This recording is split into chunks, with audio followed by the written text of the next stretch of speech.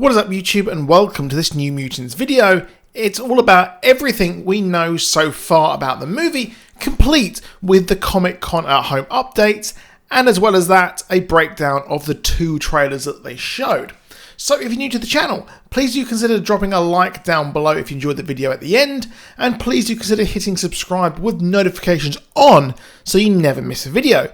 The biggest thing to come out of the New Mutants panel last night was how they are still sticking to a cinema release with a date of August the 28th. However, before the panel actually started, Disney delayed Mulan and pretty much every single Disney movie so far to different dates. And with cinemas working their release dates around Tenet, well, it seems like it's never actually going to be released.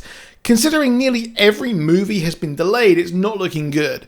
We even had a Isn't It fake trailer coming out promoting a September the 4th release date on Disney+. So it'd be interesting if they have a hybrid release on Disney Plus and in cinemas where markets are actually safe, like Europe and Asia, apart from America, who are struggling a lot. And my thoughts and prayers are going out to America right now and everyone who's suffering in the current pandemic.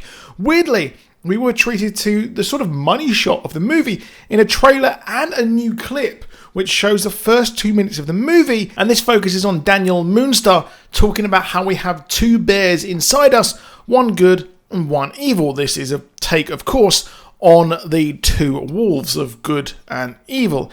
She is told to run by her father, and she escapes as her father goes back to their house, which is on fire, and then she wakes up in a facility. So it's not clear if this is just a vision or she literally just wakes up and sees Wolfsbane up in the rafters. Now, what's interesting is that later on in the other trailer, we see the demon bear, and this is the demon bear that hunted the comic book version of Moonstar, who said he'd killed her parents. And yes, she was plagued by these same visions in the comics, and they're playing a big part here in this. All of the New Mutants had to team up to fight this bear on the astral plane, with Magik playing a huge part.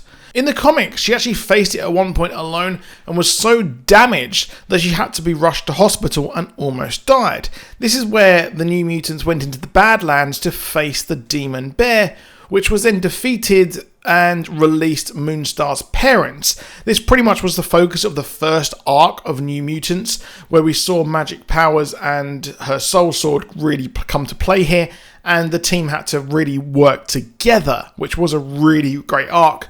And it still stands up here in 2020, even though it's almost about 40 years old now. It's very old, but still very, very good. Now, as well as the first few minutes, we got a trailer explaining why the New Mutants are actually in the facility. They are there as they have all killed someone and are perceived as dangerous, which is a grand departure from the source material, where they were simply replacements for the students of Jean Grey and Scott Summers, everyone, and they did form the brand new class as their preceders, whatever the word is, actually graduated to be the full main team of the X-Men.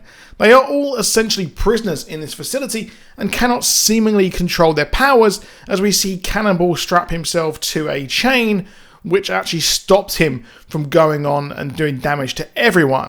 There's one thing keeping there, or maybe other things, but mainly the mutant Dr. Cecilia Reyes. Presumably they are keeping the new designation of the class detained for their own safety. Mutants have taken the actual role of detaining mutants on themselves after the whole Sentinel thing. Cecilia Reyes is at sometimes X-Men, who actually fought the Shadow King a couple of times, a very powerful psychic mutant, which I have to wonder is actually coming to play here with all these smiling demons. There are graveyards of what we could presume is former prisoners in the facility, and Moonstar is being monitored as she has visions, and I expect her powers to be manifesting, endangering everyone, meaning that's why they have to come together, just like the comics. We also see Robert DaCosta, aka Sunspot, who has faced racist bullies and things like that, which means he probably accidentally killed one, not controlling his powers, and he can turn into a sort of fire-looking demon, which is where he gets his name from, looking like a sunspot. Later in the comics timeline, he actually goes on to buy AIM, and he is the son of a billionaire, which is why he can do that. We even see his power form in the trailer. Now, the serious highlight of this trailer is seeing Magik, who is the younger sister of Colossus. Not sure if that's actually going to be like this in this movie, or what connection they're going to have to Deadpool and the greater X-Men movies, but we actually see quite a lot of her.